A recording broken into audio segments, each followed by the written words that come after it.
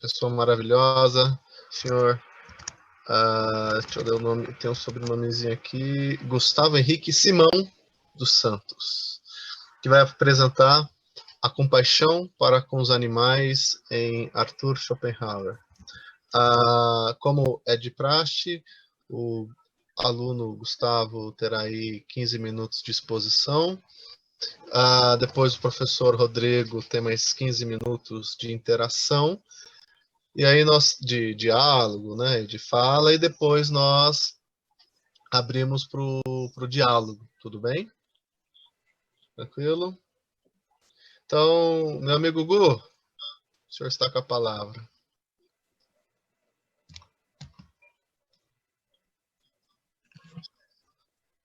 Beleza. Primeiramente, boa noite a todos e a todas, né? O meu tema como já falou aqui, é a defesa dos animais, em Arthur Schopenhauer. Primeiro eu tenho que explicar os termos que Schopenhauer ele usa, né? Ele compreende dois lados do mundo. O primeiro é consciência, é representação, o ato de você representar, de você ver uma ligação entre o sujeito e o objeto. E nesse mundo da representação,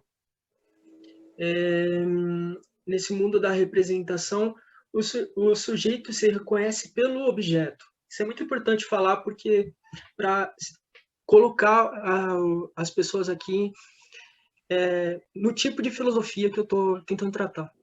E a vontade é a essência, a coisa em si.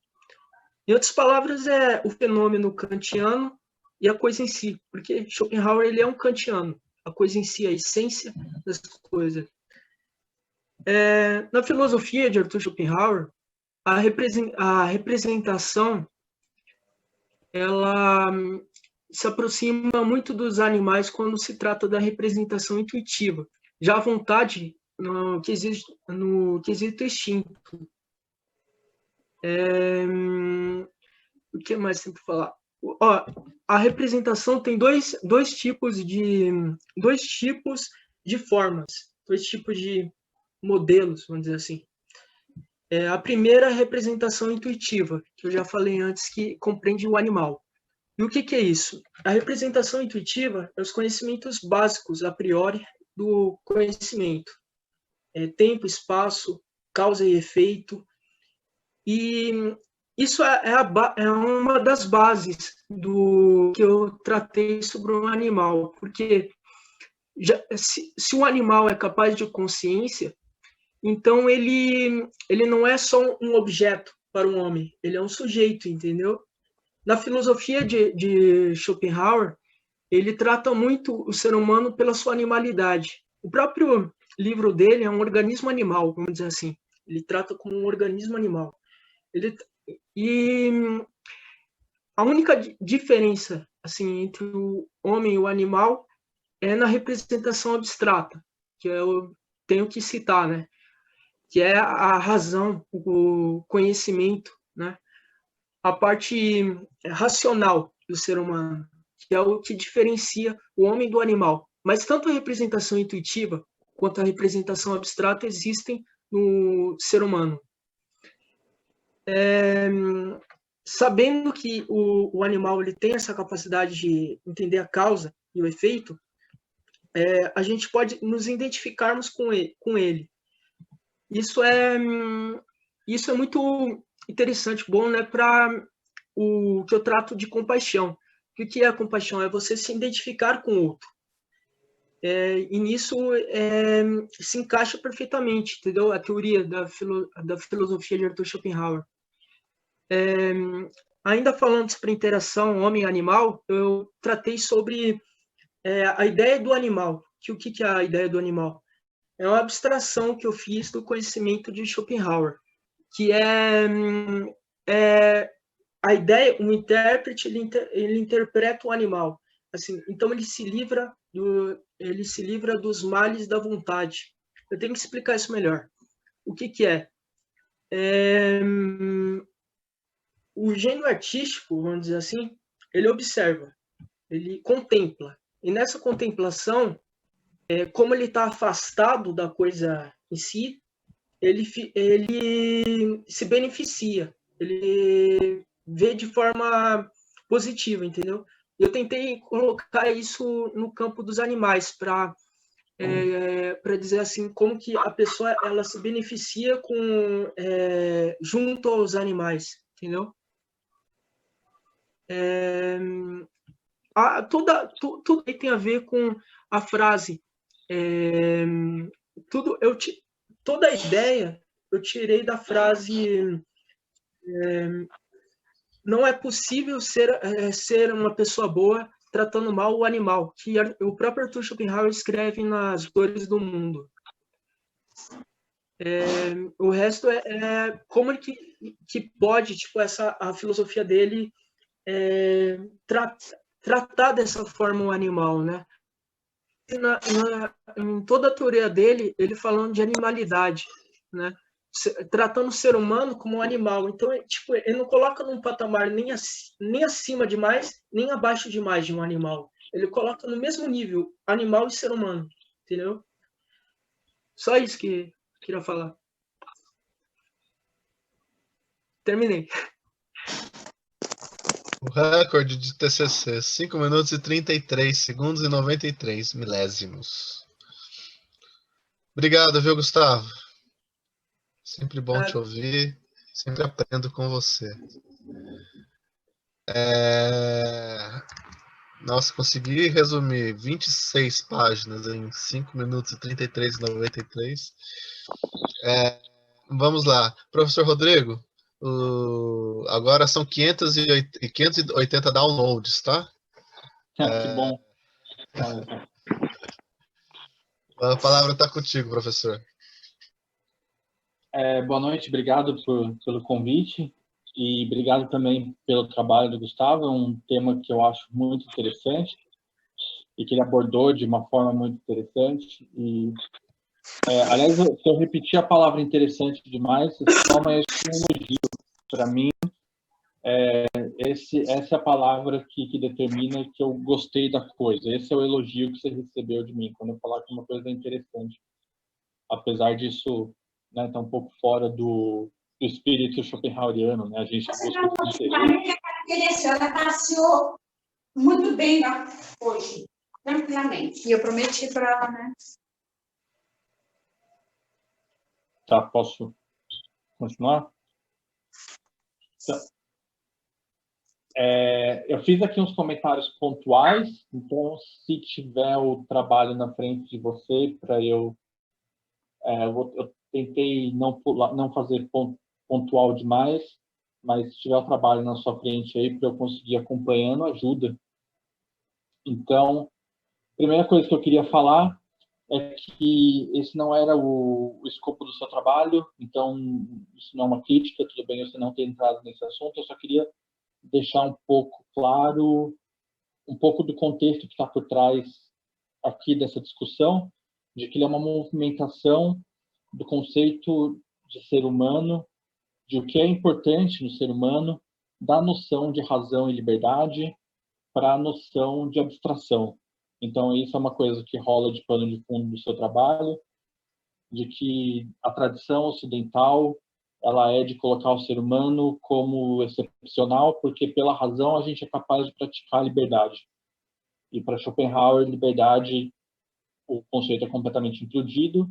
Liberdade é uma coisa completamente diferente de Schopenhauer, não se trata aqui de o que, mas o excepcional do ser humano é a capacidade de abstração. E a capacidade de abstração significa que é a capacidade justamente de transformar as sensações, os sentidos em palavras e, entre outras coisas, fazer ciência e filosofia.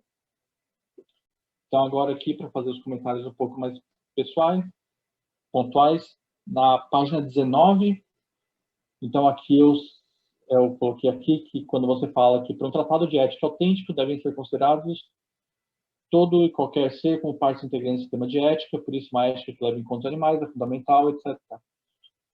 E aí eu coloquei assim que essa tese que você colocou no capítulo 1, Sofrimento Animal, que na verdade é o capítulo 2, né? O capítulo capítulo 2 aqui, sofrimento animal. Essa tese ela estaria melhor servida e fundamentada no próximo capítulo. Eu digo isso porque é importante lá suas considerações sobre a ruptura de Kant com a autonomia e sua alternativa via compaixão. Então, como a gente está aqui nesse plano de fundo de que você movimenta o lugar do homem para a capacidade de liberdade, para a capacidade de realizar pensamento abstrato, você também tem uma ruptura para distante do Kant, das questões de Kant de autonomia e da justificação da ética por meio da autonomia. Isso você vai lidar no próximo capítulo. Então, esse trechinho aqui, de que um tratado de ética autêntico deveria considerar todo e qualquer ser como partes integrantes do sistema de ética, isso, para mim, que é o coração da sua tese, ele estaria melhor no próximo capítulo, e porque aqui você cai numa armadilha schopenhaueriana interessante.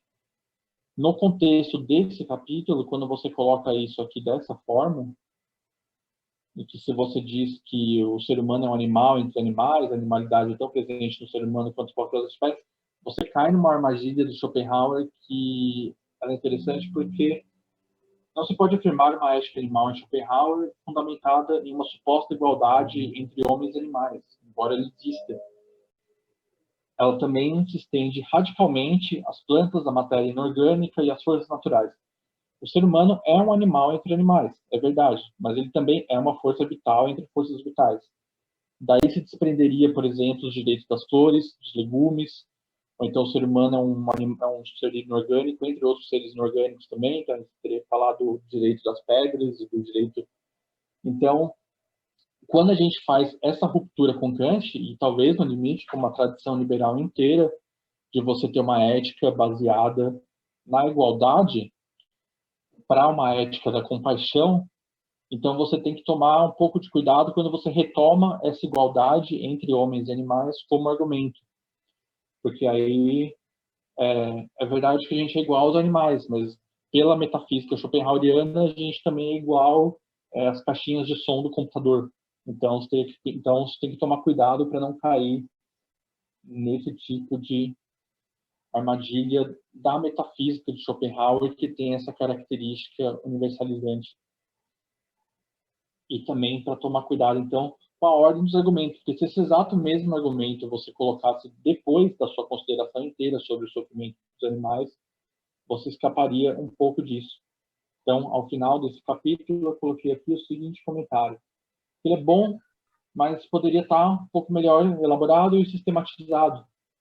É um pouco difícil de discernir no argumento sobre o sofrimento dos animais, o que são premissas e o que são conclusões.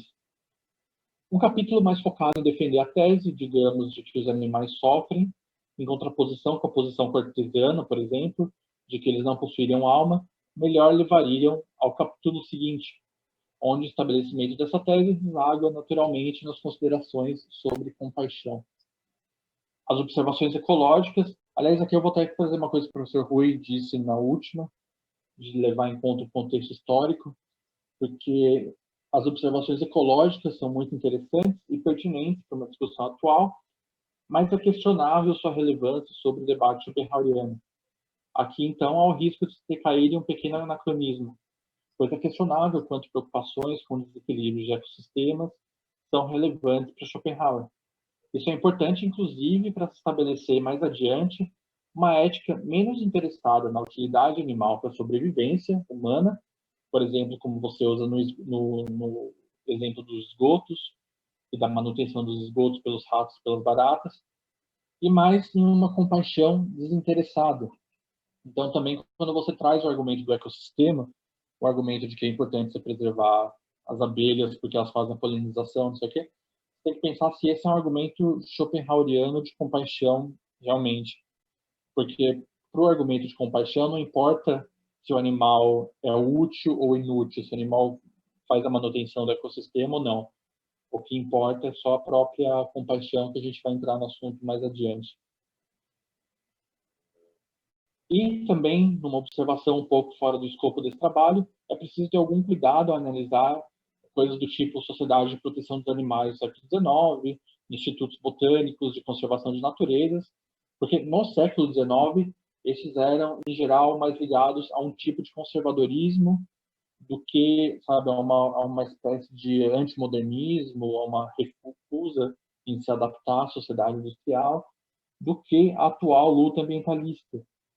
Essa sim que se preocupa com ecologia, sustentabilidade, manutenção de ecossistema por conta da dependência humana desses e assim por diante. Então, hoje, quando a gente fala em ambientalismo, a gente traz a questão dos ecossistemas e da sustentabilidade das coisas. No século XIX, tem que tomar cuidado quando você vê esses assuntos. Também no Schopenhauer, que era um autor um tanto conservador, que é mais um tipo de conservacionismo da natureza frente a um medo do futuro. Não é a pegada que o ambientalismo tem hoje. É na página 21, quando você traz o Peter Singer, que ele trabalha com conceitos. Isso aqui eu achei muito bom. Isso foi um exemplo do que eu achei uma forma muito bem estruturada de trazer um argumento. Você primeiro, lá no capítulo anterior, estabelece o argumento de igualdade entre homens e animais, do que tange o uso do intelecto. Então, lá você estabelece como que tanto humanos quanto animais usam intelecto. Então, você traz o Peter Singer aqui para fazer uma ponte de por que a compaixão aos animais faz sentido quando não faria, por exemplo, as caixinhas de som do computador. Eu uso o exemplo da caixinha de som porque está na minha frente. E então você traz o Peter Singer para sair da armadilha. E isso foi muito inteligente. E isso foi muito bom. Então, esse tipo de argumento eu mencionei aqui para mostrar o que dá certo na sua argumentação. Então, aí passando para o próximo capítulo, que é a ideia do animal.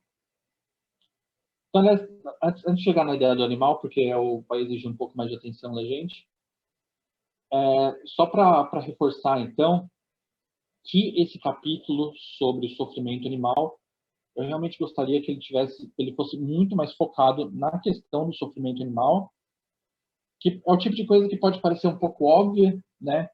Se eu pegar a Jujuba lá fora, que é minha gatinha, eu dar um peteleco no nariz dela, ela não vai ficar muito feliz. Então parece que é meio óbvio que animais sofrem. Mas o Schopenhauer está, entre outras coisas, num debate com uma tradição cartesiana de que o sofrimento não era sequer possível aos animais. Então, hoje pode ser que esse debate seja um pouco óbvio, é óbvio que os animais sofrem, mas seria interessante reforçar essa ideia, que é para justamente poder trazer aqui, então, nesse capítulo da compaixão dos animais, muito mais reforçado, muito mais bem estruturado, a ideia de que a gente é capaz de sofrer exatamente como os animais. Que, nesse sentido, humanos e animais são iguais. Que nós sofremos o mesmo sofrimento deles. E, então, você trazendo o reforço do Peter Singer, isso solidifica muito bem que há uma ligação entre o ser humano e os animais, entre o sofrimento humano e o sofrimento animal. Que aí, mais uma vez, se escapa da armadilha, eu achei muito bom. Seria melhor se tivesse um pouco mais redondinho, um pouco mais estruturado, que os argumentos levam à conclusão, mas o argumento eu achei muito perspicaz, muito sagaz e eu gostei bastante. Então, aqui, passando para a ideia do animal, então aí você repete o argumento do começo lá, do capítulo anterior, que é muito bom. E eu noto aqui que eu achei muito interessante essa ideia na página 23, de que não está sendo afirmado aqui que o animal possui o dom da capacidade de criação de arte, mas sim de ser arte. A questão de qualquer objeto da natureza ser por si só um objeto artístico é um tema extremamente interessante de Schopenhauer, é um tema muito bom, muito perspicaz de trazer também, é um tema que dá pano para muita coisa, mas vamos lá. Quando você começa a falar, Schopenhauer volta sua análise aí na página 23, Schopenhauer volta sua análise ao fenômeno, no estudo da arte, na algumas teses, etc, etc, etc. até quando você fala que por este motivo, a ideia do animal é possível, eu não senti que essa conclusão, que de toda forma é uma conclusão muito interessante, que ela está bem justificada. Aqui eu achei que faltou também uma estrutura para justificar bem, e eu fiz um comentário meio grande aqui, eu vou ler. Então, achei que a sessão, na verdade, ficou toda um tanto confusa. Arte, ideia e gênio em Schopenhauer são assuntos ilusoriamente complexos. Eles parecem simples, mas cada vez que se tenta explicar, as dificuldades se multiplicam. Isso para dizer que, como estudioso do autor, eu entendo as dificuldades envolvidas em introduzir o tema e aplicá-lo dessa forma, mas precisamente por causa dessas dificuldades, seria prudente que, quando se entra nesse assunto, tenha muito mais cuidado ao lidar com cada um desses conceitos. Do modo como está, eu gosto bastante da noção de que animais possam servir de objetos de contemplação para o gênio. E eu até entendo a ponte que você quis construir, mas todos esses conceitos, especificamente schopenhauerianos e muito característicos da filosofia, precisam ser melhor explicitados para só então ser possível estabelecer o conteúdo que você quer passar. Que, se eu interpretei corretamente, é de que os animais são capazes de produzir um alívio estético semelhante àquele produzido pela arte. É, de fato, uma linha de pensamento extremamente interessante para se seguir, e, de novo, eu quero reforçar aqui o quanto que eu chamar uma coisa interessante é um elogio, porque eu achei realmente uma linha de pensamento muito interessante, e é de se congratular que você tenha conseguido vislumbrar e trazer para a gente essa possibilidade de que os animais possam ser, por si só, objetos de arte, não uma pintura do animal, mas que a própria jujuba lá, comendo sua comidinha, possa ser um objeto de arte. Eu acho isso muito bom que você tenha trazido. E eu quero enfatizar o quanto que essa ideia é excitante, mas faltou um pouquinho na execução dela, faltou um pouquinho na concatenação dos argumentos, exatamente porque você lida com conceitos muito complexos do autor, e aí acho que precisaria de todo um arcabouço a mais. Não seria impossível que eu precisaria de um TCC inteiro a mais, só para essa ideia dos animais serem objetos de arte. Aqui eu faço uma observação rápida na página 24, mas é uma coisa que eu já comentei bastante, que quando ele cita o Tatawan Assi, que ele fala tu existo, e que ele fala que a essência é íntima de todos os seres, tem que tomar cuidado para não cair na armadilha schopenhaueriana. Todos os seres são literalmente todos os seres. Ele não fala só dos animais. Então, quando ele fala que tu és isto, é verdade, tu és a jujuba, tu és uma barata, mas também tu és a latinha de refrigerante, tu és a parede, tu és todas essas coisas. Qualquer coisa no mundo que você apontar, ontologicamente, de certo ponto de vista, você é idêntico a isso. 2 minutos, Então, Pro. tomar cuidado. 3? 2. 2. Então, aqui só para fazer as considerações finais. Deixa eu encontrar aqui. Primeiro que nas considerações finais você força um pouco a ideia de que seres humanos e animais são exatamente a mesma coisa, mas isso no seu próprio texto não é verdade. Penso que no seu próprio texto você traz que as pessoas são capazes de abstração, os seres humanos são capazes de abstração, portanto, de filosofia, ciência, essas coisas. Isso é uma distinção importante que enfraquece um pouco a parte posterior, em que você fala que o ser humano é inferiorizado, o ser humano ele existe para sofrer, é verdade. Essa parte de que o ser humano existe numa existência de sofrimento igual à existência de sofrimento dos outros seres, essa parte é verdade, mas para esse ponto ficar melhor estabelecido, tem que tomar cuidado de não fazer uma afirmação tão forte do tipo de que o ser humano não tem nada além da sua animalidade básica. Ele tem. É isso que a gente está fazendo agora, usando as palavras e fazendo filosofia. Então, só para finalizar, eu vou ler aqui meus comentários. Eu também senti falta na conclusão de você retomar o Singer. Eu achei que foi uma parte tão brilhante do seu trabalho lá em cima, a ponte com o Singer. Seria bom que nas considerações finais se tivesse conseguido ele amarrar um pouco melhor com o texto em geral. Então, aqui eu vou ler só as minhas considerações finais. Foi escolhido um tema muito pertinente aos tempos atuais e as perspectivas abordadas foram muito perspicazes e demonstram bom conhecimento e manejamento dos conceitos do autor. Percebe-se durante toda a leitura que há segurança em discutir o pensamento de Schopenhauer e aplicá-lo para o tema proposto. Há, no entanto, certos problemas de estrutura, tanto em momentos específicos quanto no corpo do trabalho todo, infelizmente enfraquecem um pouco o trabalho, que todavia se mostra muito competente. Por conta mesmo da qualidade desse trabalho, é algo com uma pena que não teve uma melhor revisão para que o autor encontrasse no próprio texto exatamente aquilo que ele queria dizer. O movimento argumentativo que estabelece uma ligação entre humanos e animais por meio da intuição intelectual, presente em ambos, concluindo no estabelecimento de uma ética animal nos termos de Singer, foi um modo muito interessante de contemporizar a questão.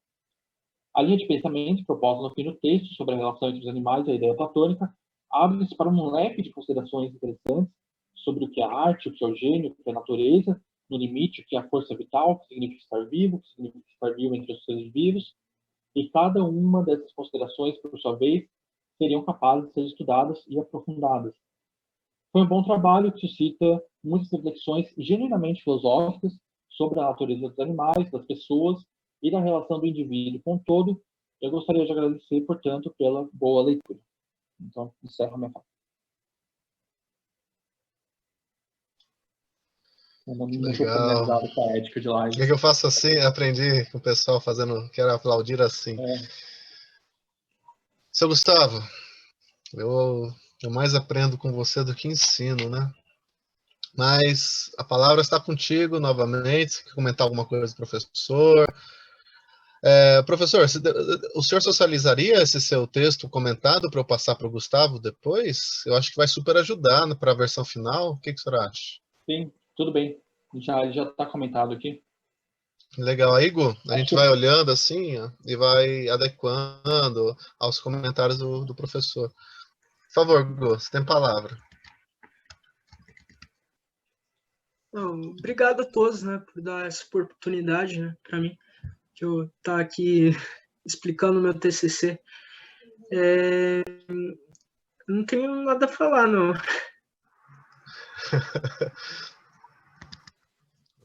Foi muita informação, né? Não, mas quando você lê aqui os comentários, você vai perceber que você tem muita coisa para falar. Mas foi. Eu acho que assim Gu, não é segredo para a sala, né? O quanto eu acho você fora da curva, assim, né? Para cima, assim. Eu acho que você deveria afinar esse trabalho, porque aqui no Brasil, o professor, não sei o que o professor Rodrigo acha, né? Mas eu vejo que há uma certa resistência a Schopenhauer, né? Assim, e o seu texto poderia contribuir significativamente, né? Eu acho que você deve afinar essas ideias, né? Como o professor colocou, pegar esses insights, aprofundá-los. Pascoal, Oi. Repete de novo que pausou aqui. Desculpa. Está cortando para vocês? Repito. Tá cortando. Desculpa. Falei para a sala, não é novidade para a sala, o quanto acho você muito fora da curva, assim, né? Suas sacadas, suas ideias, seus insights. Não sei o que o professor Rodrigo acha, mas parece que o Schopen aqui no Brasil, Schopenhauer, ele não é tão estudado quanto outros teóricos, né? Não sei como o senhor apresentou, defendeu em 2015, né? Seu texto, né? Acho que foi isso, 16, né? Não sei como é que o senhor analisa isso, mas acho que é um tema, Gustavo, que merece ser aprofundado, e você tem muita condição para isso, né? Muita condição. O senhor Rodrigo, quer falar? Fazer um comentário? No Brasil, a gente tem um grupo muito apaixonado de Schopenhauerianos, sempre de portas abertas nos seus departamentos de pós-graduação. Então, eu acho que esse seu TCC, ele, né, se tiver interesse em continuar, espero que tenha, porque são assuntos que merecem ser muito melhores tratados. Você tem duas ideias básicas aqui. Eu acho que ele caiu, acho que o Gu caiu, só um segundo. Caiu, né, Gustavo? Você está entre nós? Não. Esperar ele retornar e você fala essas duas ideias. Nossa, que legal.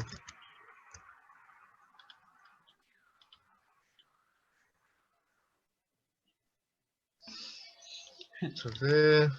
Ainda não voltou.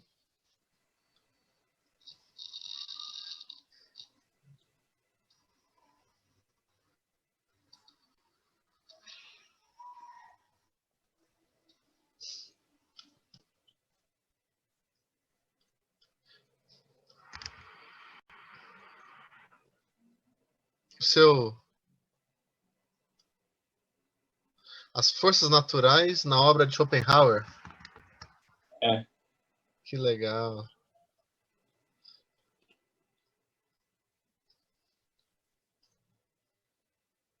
Esperar o Gustavo voltar. Enquanto isso, na verdade, eu vou tirar todos assim, por enquanto, para o nosso momento de deliberação. E aí, enquanto isso,